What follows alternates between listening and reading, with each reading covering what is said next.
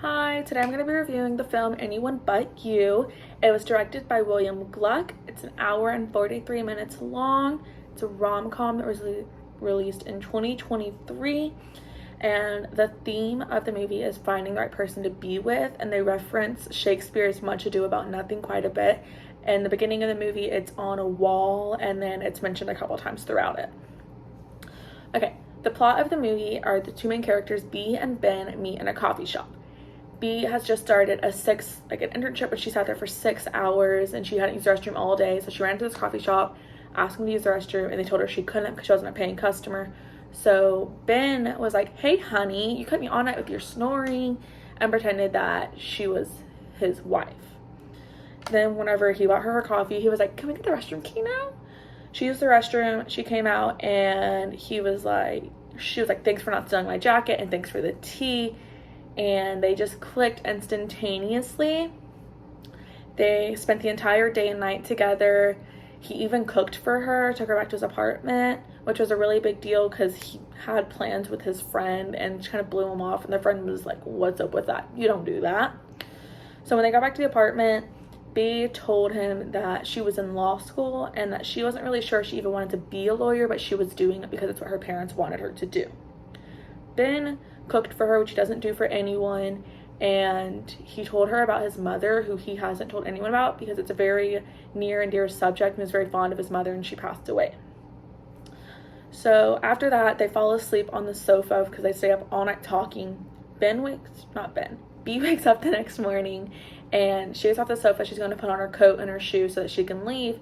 She's making a little bit of a noise, so Ben wakes up and he sees her walk out the door.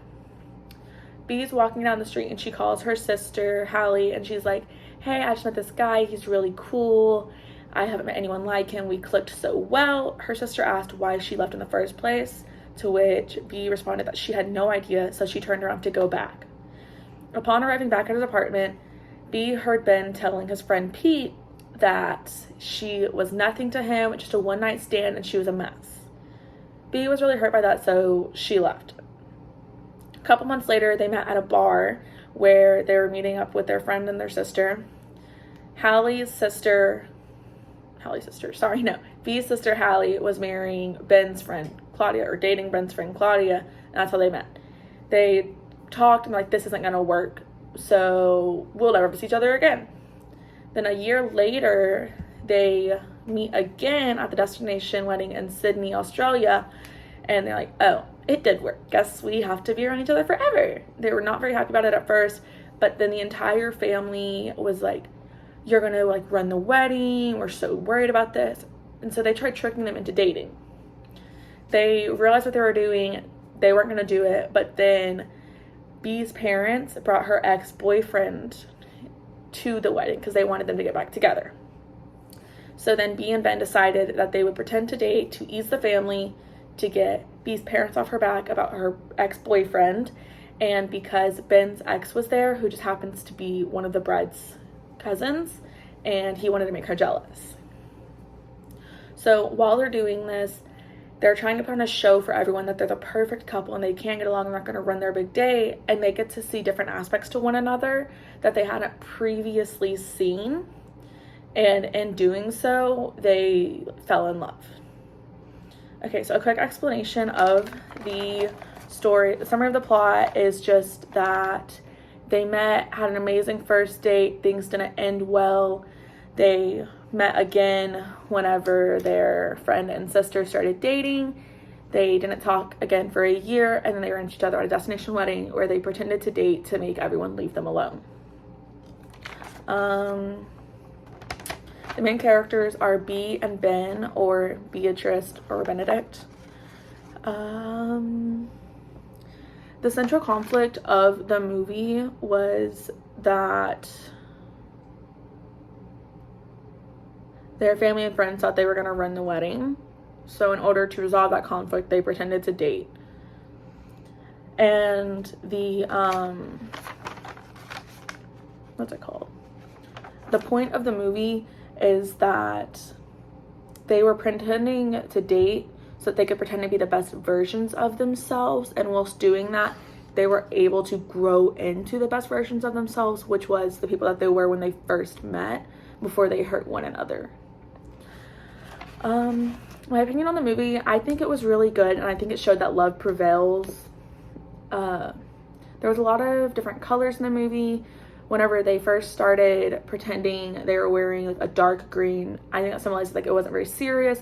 And in the scene that things became more serious between them, B was wearing blue, which is most commonly symbolized as in a relationship. Camera angles, so they had different camera angles. They used close-up angles to really portray emotion and how they were seeing one another. So there was a wide angle where it showed Ben teaching B's dad how to dive, and then it did a close-up on her where she kind of got to see a different side to Ben, and you could see her smile. And so with those little angles like that, it got to them to see one another a little bit better. I think the writing was done really well. There was a lot of comedic relief to it, and there were just certain little spots in there that you couldn't help but to laugh or say aw, because it was such a cute moment. In the film, they did the Titanic scene where they stand on the bow of the ship, and they were trying to do it just to put on a scene for their family and friends to show that they were really into each other. But in the end, he was like, "You want to say the line, don't you? Go for it." So she was like, "I'm flying, Jack," and he was like, "That's enough," and they both just kind of laughed. And then she fell off of the boat, and he dived in to save her, even though he wasn't a very strong swimmer. In the end of that, they ended up getting rescued by the Harbor Bay police people. They got back to the house before everyone else, and they rekindled their romance. They spent a night together where they talked and got that intimate feeling back. That night, he got up and left whenever he heard the whole rest of the party get back, because he didn't know if it's what she really wanted or not. But she was under the impression that he left because he didn't want to be with her. He reveals to his friend Pete that the reason he left is because he's not sure what she wants, and she's not sure what she wants, and so he wanted to make sure she had the space to decide that and not just let everyone think that they were together.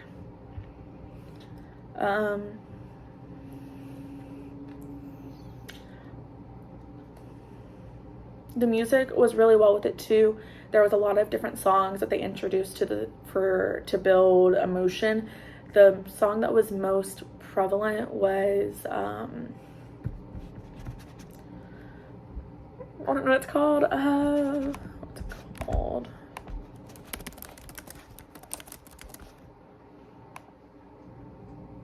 Unwritten by Natasha Bedingfield.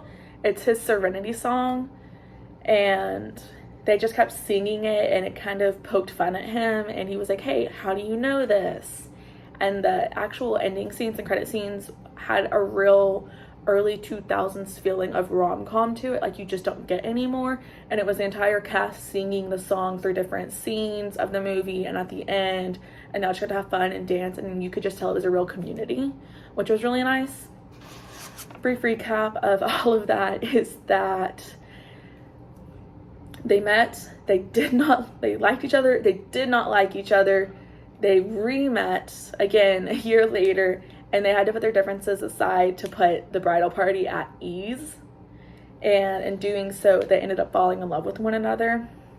And I think that just shows that love really does prevail and conquer all.